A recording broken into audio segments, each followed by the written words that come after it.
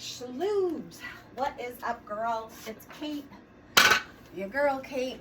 She's come to show you those fundamental functional training exercises that we spoke about the other day that you should be doing, if not every day, every other day. Do it while you're watching commercials on TV, whatever. There's 5 of them. So these are the magic 5. They work on postural alignment. So with you, we're young, right? So we don't have to worry about extreme kyphosis yet. But I did notice a little bit of like a forward posture. So you want to make sure you do these, like I said, kind of religiously. So our first thing is a glute bridge. So you're going to lie flat on your back, feet are shoulder width apart, hands right by your side. You're going to relax your shoulders. Make an imprint of your lower back on the mat or the mattress, whatever you're working with, or the carpet. Inhale, and then on an exhale, you're going to push through your heels, drive your knees to that side of the room, keeping your shoulders relaxed. Hold it here, and then slowly lowering down 1 vertebra at a time, counting backwards from 5, 4, first your cervical, then your thoracic, 3, then your middle back, and finally your lumbar spine. Inhale, exhale, drive up through those heels. Hold it here, and then once again, we roll it down. 1 vertebra at a time for 4, 3, 2, and 1. So glute bridges, I want you to do 2 to 3 sets of 4 to 8. Okay, let's spin things around. Glute bridges covered, 1 out of 5. Here's 2 out of 5. Hands and knees shoulder width apart. Okay, you're on all fours. This is called a quadruped position here. I want you to inhale, relax your shoulder blades down your back, and then exhale, hollow, push through the mat, look towards your belly button. Inhale, you're dropping your belly button down, gazing upwards. Exhale, you're pushing through the mat, through the carpet, through the mattress, whatever it is, look towards your belly button. This is going to help your spinal alignment, once again, right? Our spine. So from here, our third exercise we can do straight from here, from a neutral spine position, right? You're going to extend your left arm like someone's pulling you forward while extending the opposite leg.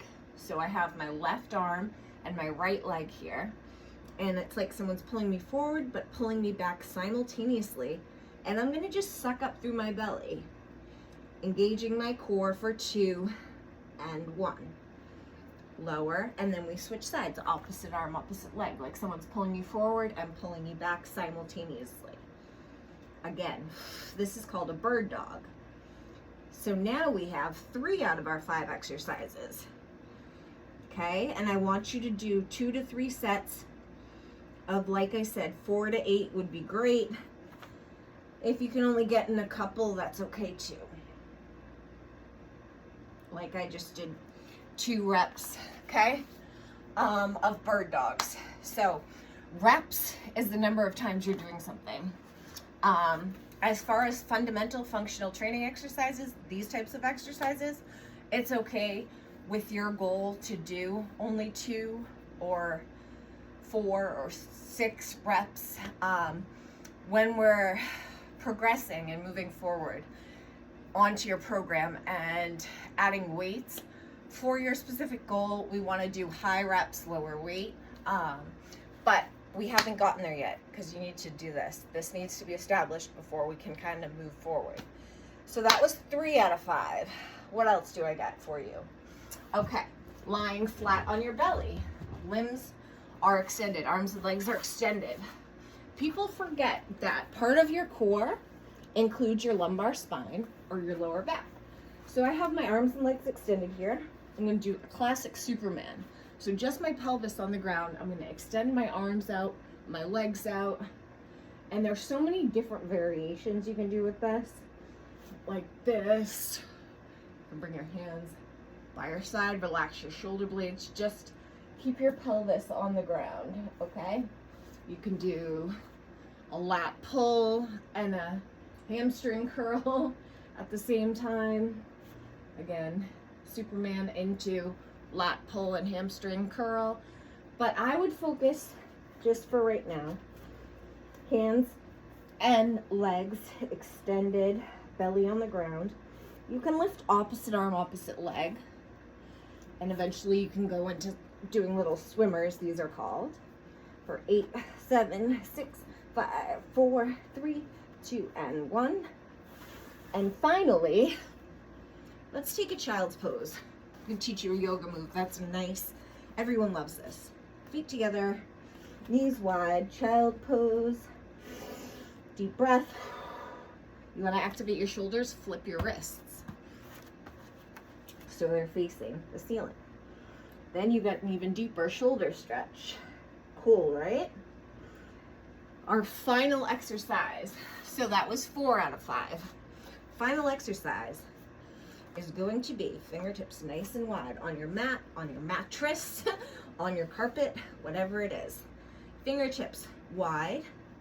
I'm gonna rock a little bit forward and back, a little side to side. This is a plank hold. This is an isometric contraction, meaning we're not like actively doing something, right? Our muscles are actually isometrically contracting. So we're relaxing through our shoulder blades and we're holding it here. Now, if this is hard enough for you, okay, if you want to modify, you can go to your knees. If you want to modify, you can increase the angle at which you do something. So like, this is a push-up position on the ground. If you want to go against a wall and do a push-up, that's going to be a little bit easier.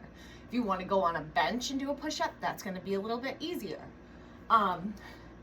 So kind of play around with where you're at right now. I don't want any pressure in your lumbar spine or your lower back. Nothing should hurt. So ensure yourself onto your knees, but make sure you're not sticking your bum out in the air and you're not arching your back here. Okay, I don't want your butt out here. I want it, you know, your shoulders over your wrists still kind of coming forward. Now, the full actual plank looks like this on your forearms, okay? However, I want to make sure that you're using good form and everything. So if you need to, by all means, come to your knees. If you need to increase the incline, do it on the end of the bed. Start there, like 2 sets of 30 seconds, you know? Try to do your forearms on your bed and make sure those shoulders are kind of over your elbows and hold it there for 10, 9, 8, 7, 6, 5, 4, 3, 2, and 1. Again, we do knees wide, feet together, child's pose. So let's review. First one, glute bridge. Flat on your back, feet are shoulder width, shoulders are relaxed, palms are facing down. Inhale, we imprint on our mattress, on our carpet, on our floor, whatever we're doing, that lumbar spine onto the ground. And then we're gonna exhale and peel and lift our hips off the ground, making sure that we're not raising our shoulders by our ears. We keep bringing our shoulders away from our ears. We're pushing through those heels and then trying to drive the knees to that side of the room. Then what do? We lower down. Do we plop down? No, we lower down nice and slowly. Picture one vertebra at a time. First your cervical spine, then your thoracic spine, then your mid-back, finally your lumbar spine or your lower back. Inhale and exhale, we lift again, right? Get as many reps in as you can. Then once again, I flip things over. That's exercise 1. Exercise 2, cat-cow. Inhale, exhale. Inhale. Shoulder blades drop down the back. Exhale, I push through, looking towards my belly button. Neutral spine or a flat back.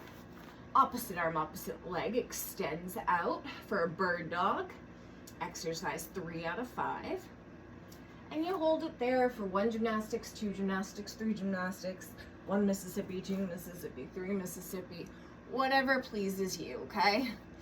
Just get that back leg up and lifted and like someone's pulling you forward, pulling you back simultaneously as you maintain strong core function. Great job. I'm gonna take a little down dog. We'll get there at some point with you. I'll teach you how to do the proper down dog. That's a nice hamstring stretch for me for right now. So that's 3 exercises out of 5. Exercise 4. Can you remember what these are called? Supermans. Woo! So lift just your pelvis on the ground and lower. Lift and lower. Beautiful job. Take a child's pose. And our final exercise, we're doing a plank. So I'm in a push-up position. This is also called a push-up position. Plank, right? Shoulders are over my wrists just slightly, okay? To make it official, I come onto the forearms. Remember, my bum is not up here and my back is not arched. Somewhere in the middle of that, where I'm activating that core, I can feel it firing up. If you want to do this on the edge of your bed, because as you increase the incline, it's going to become a little bit easier. That's why wall push-ups are so much easier than regular push-ups, right? If you want to start at the wall in a push-up position and hold it for 30 seconds, by all means, as long as you're getting it in, girl, making sure you're doing this, if not every day, every other day, and we are done.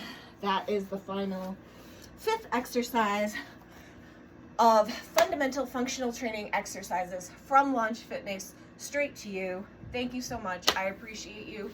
And let me know if you have any questions. And until next time, peace out. Thanks for visiting Launch Fitness.